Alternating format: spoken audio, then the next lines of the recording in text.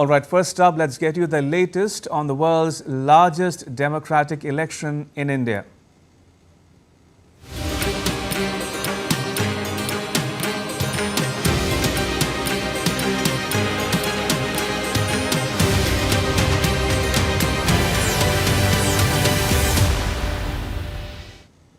Prime Minister Narendra Modi addressed election rallies in different cities across the state of Odisha.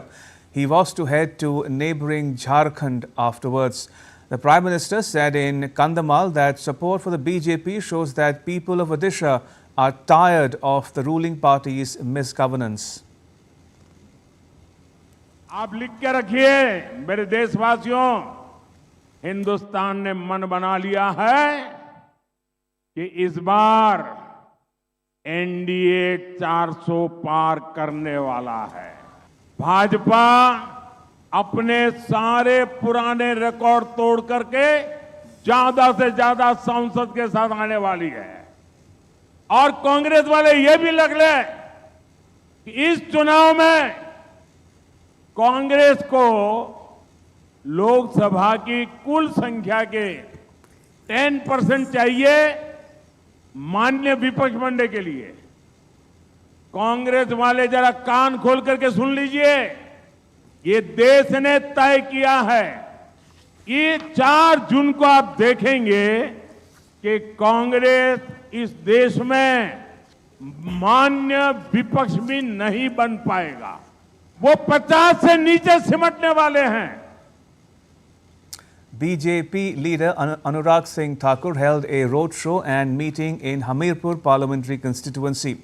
Hamirpur in the state of Himachal Pradesh will go to the polls in the 5th phase of India's parliamentary election on the 20th of May. Thakur is likely to file his nomination on the 13th of May. So political parties stepped up their campaign for the 4th phase of election. BJP President JP Nadda held a roadshow at Tirupati in Andhra Pradesh. All 25 parliamentary seats in the state are going to the polls on 13th May. BJP leader Amit Shah addressed gatherings in Chevalla and Nagar Kurnool towns in the southern state of Telangana. He will hold a press conference in the capital, Hyderabad. Priyanka Gandhi of the Congress party addressed a public meeting in Maharashtra. She will next visit Telangana later in the day. Another Congress leader, Rahul Gandhi, is scheduled to address a public meeting in Andhra Pradesh. Delhi Chief Minister and Aam Aadmi Party leader Arvind Kejriwal visited a temple along with his wife after getting interim bail on Friday. Punjab Chief Minister Bhagwant Singh Mann accompanied them. Kejriwal held a press conference in the capital, New Delhi, a short while ago. At a press conference held by the opposition Indie Alliance's parties in Bihar's capital, Patna, Congress President Mallikarjun Kharge said that the mood in Andhra Pradesh and Telangana show a change in power. मुझे बताते हुए अत्यंत प्रसन्नता है कि मोदी जी के लिए सरकार बना पाना अत्यंत मुश्किल है। कल मैं एक तरफ मेरा पब्लिक मीटिंग था और तेलंगाना में उनका भी एक पब्लिक मीटिंग था। वो देखने के बाद ऐसा लग रहा था कि जो वो हमेशा अपनी बात जो रखते थे, बड़े एक अभिमान के साथ बोलने का और गर्व के साथ बोलने का जो था, वो उसमें नहीं दिख रहा था। All right, my colleague Amit Mukarji joins us from Ratlam in Madhya Pradesh. Amit, if you are with us, tell us a bit more about the Ratlam parliamentary constituency.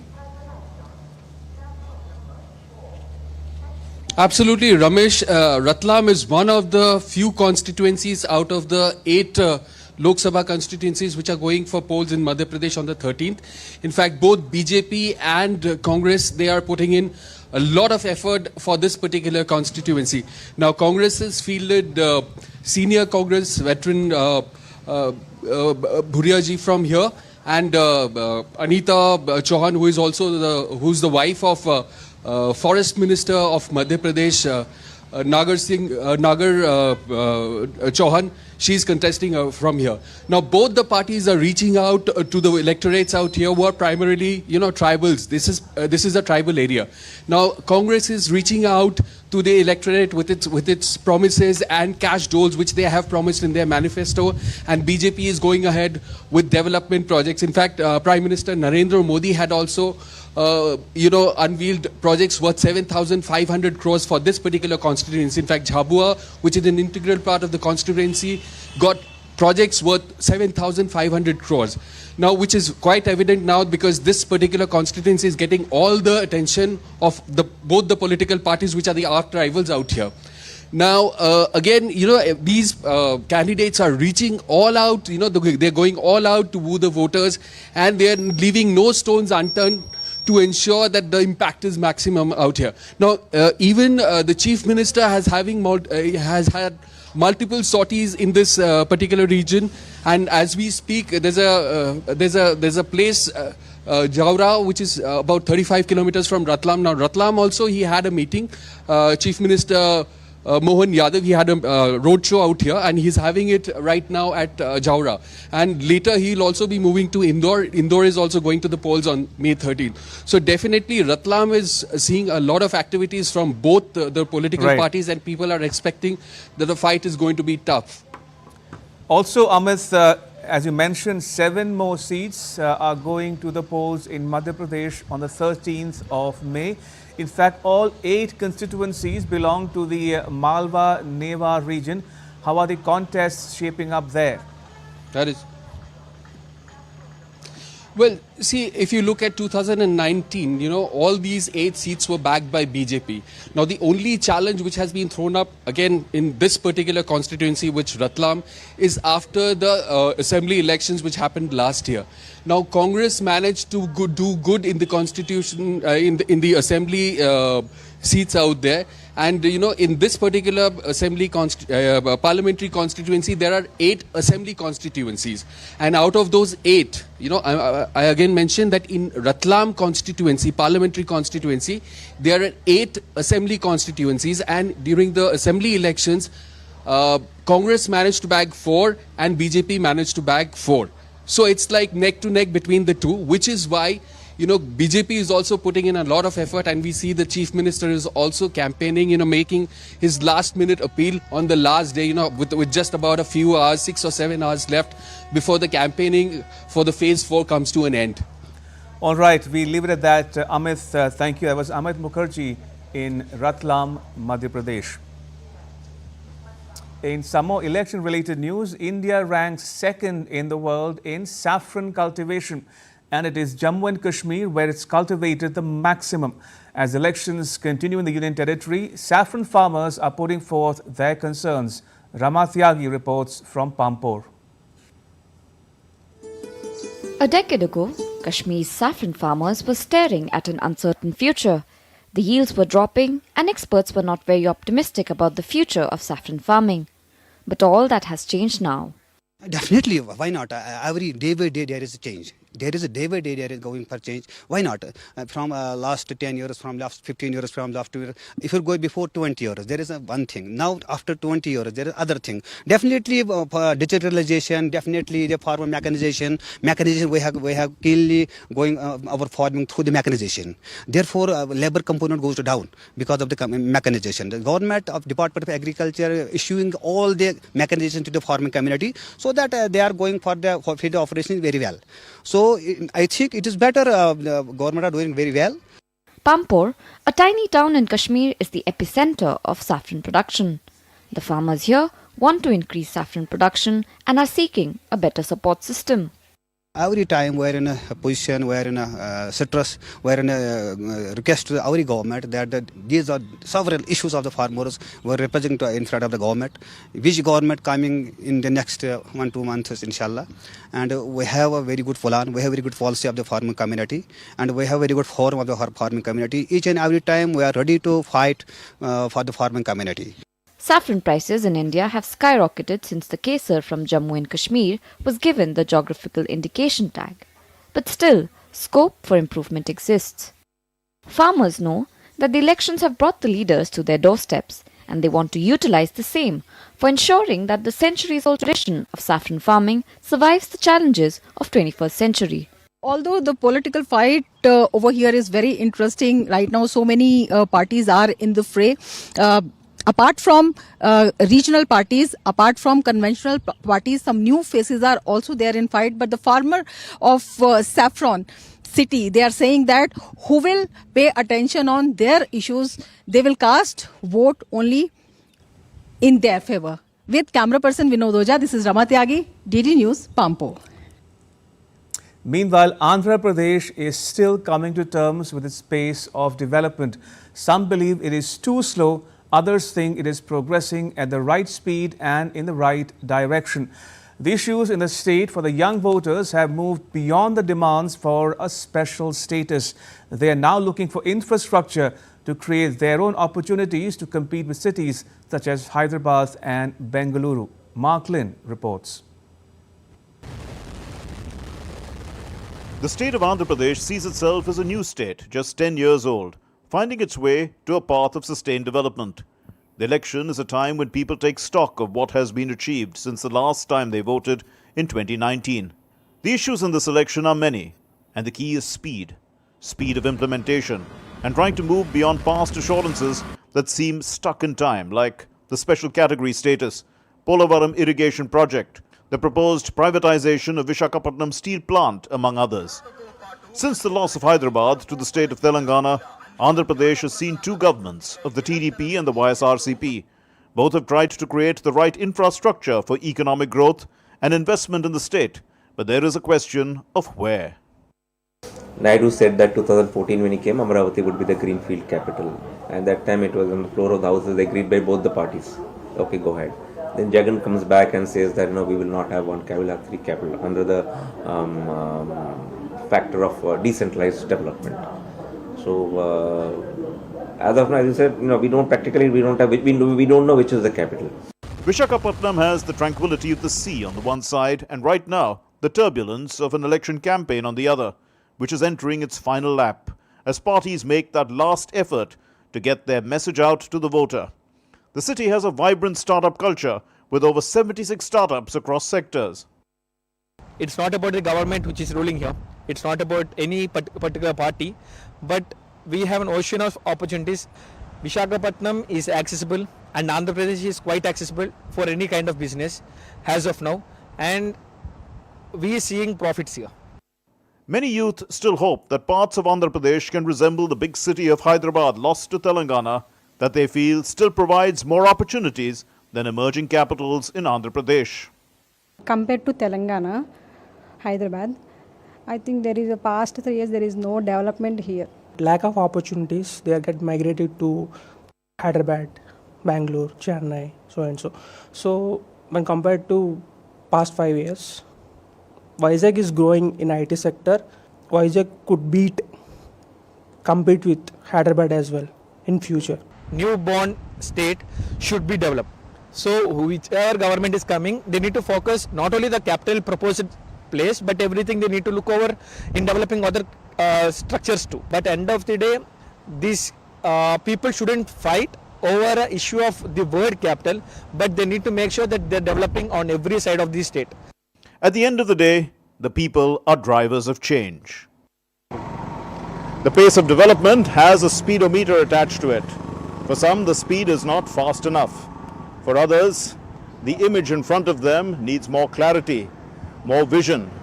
For still others, both the speed and the image in front of them are just right. With cameraman Piyush Vardhan Verma, this is Mark Lynn, DD India, Visakhapatnam. All right, now take a look at what else is making news in India. The Indian Air Force rescued a US national from the northern state of Himachal Pradesh on Saturday. The woman was airlifted from the treacherous terrain of Tisri village after she had suffered a spinal injury while trekking. The woman has been taken to Chandigarh for medical attention. Indian naval ship Sumedha handed over food, relief and medicines meant for victims of flood to the government of Kenya on Friday. The ship is the first responder in the Indian Ocean region.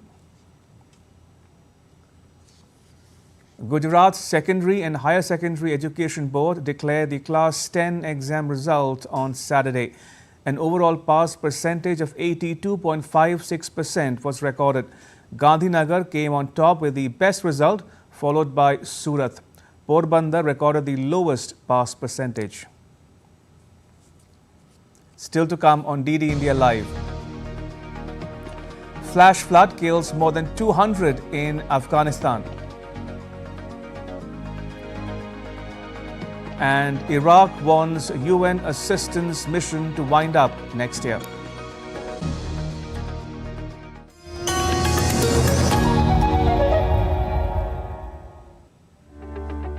Wars have not always been fought in the battlefield. If technology has become a threat for us, it has also given us an opportunity. There is quote-unquote an enemy within as well, which is playing the foreign powers game. So it's become far more sophisticated. As far as the level of preparedness among the people is concerned, well, I think that we are not yet prepared. The biggest problem and the first problem that, well, who is the enemy? In such a situation, it's very difficult to identify because of technological reasons.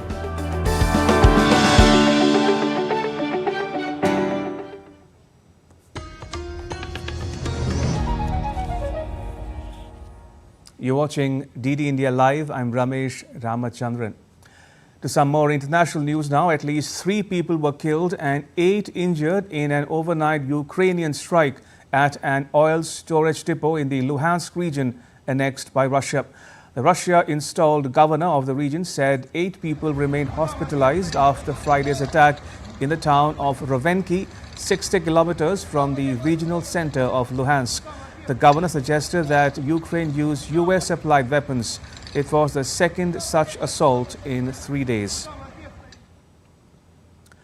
Russia's defense ministry said on Saturday that it had repelled a string of Ukrainian attacks on its territory using drones and rocket artillery.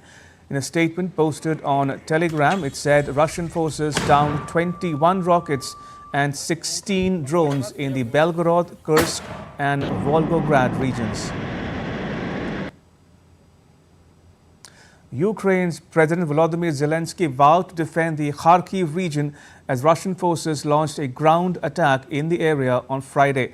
The Russian troops attacked near Ukraine's second city of Kharkiv in the northeast of the country and made small inroads, opening a new front in a war that's long been waged in the east and south. Ukraine sent reinforcements as fighting raged in the border areas of the region. It said that Russia had pounded the frontier town of Vovchansk with guided aerial bombs and artillery. We are adding our strength to the Kharkiv directions, along our state border and along the entire front line. We will constantly destroy the occupier in such a way as to thwart any Russian offensive intentions. From one conflict to another, Reuters news agency reported that Israel on Saturday called on residents from more areas of Rafah in the Gaza Strip to evacuate and head to safety in Al-Mawasi area of the enclave. The news agency quoted a social media post by the Israeli military's Arabic spokesperson. The United Nations General Assembly on Friday overwhelmingly backed a Palestinian bid to become a full UN member by recognizing it as qualified to join and recommending the UN Security Council to reconsider the matter favorably. The vote by the 193-member General Assembly was a global survey of support for the Palestinian bid to become a full UN member. 9 countries, including the US, Israel and Hungary, voted against it. 25 abstained, including Canada. So today, I will hold up a mirror for you. This is your mirror. So that you can see exactly what you are inflicting upon the UN Charter with this destructive vote.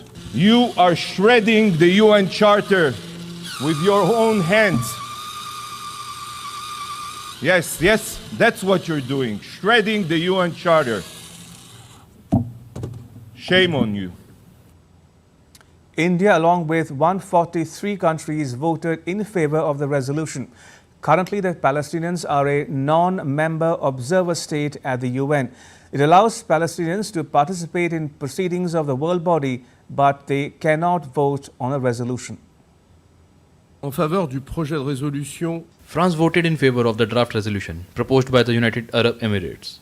This provides new rights to the observer state of Palestine within the United Nations. Au sein des Nations Unies.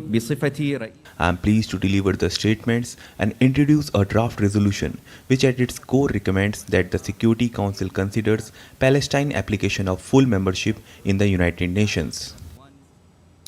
For his part, UN Secretary General Antonio Guterres reiterated the world body's call for an end to hostilities. Guterres hoped that doing so would allow unimpeded humanitarian access and release of hostages. We have been asking for a ceasefire, a humanitarian ceasefire, independently of any negotiations. We think that a ceasefire is necessary, as we think the release of hostages are necessary. And I strongly hope that it will be possible to go the extra mile and come to an agreement that would allow at least for a end of the bloodshed and for the release of the hostages and for unimpeded humanitarian access. In some more news from the region, Iraq's Prime Minister says it is time for the United Nations Assistance Program to wind down in the country. It was set up after the US-led invasion of Iraq in the year 2003. Stuart Smith reports from Baghdad. As the Americans rolled into Baghdad after toppling autocratic revolutionary Saddam Hussein, a new government had to be set up. A UN-backed resolution created the Assistance Programme for Iraq, which was designed to provide political advice and support, as well as create democratic and legal institutions. The $100 million program employs nearly 800 staff, some international and some Iraqi. But now Prime Minister Mohammed Shia al-Sudani says the mission's help is no longer needed, having completed its tasks and mandate as required. It'll be wrapped up by the end of next year, and for the remaining time it's active, the Prime Minister wants the mission's activities to be limited to economic reform, sustainable development and climate change, and no longer be involved in politics. In a letter to the UN, he expressed gratitude for its assistance, but some within the country always felt the institution had too much power in Iraqi affairs. The announcement comes just before a decision had to be made on whether to renew the programme's mandate for another year. Stuart Smith in Baghdad, reporting for DD India. More than 200 people are feared dead in a flash flood in Afghanistan.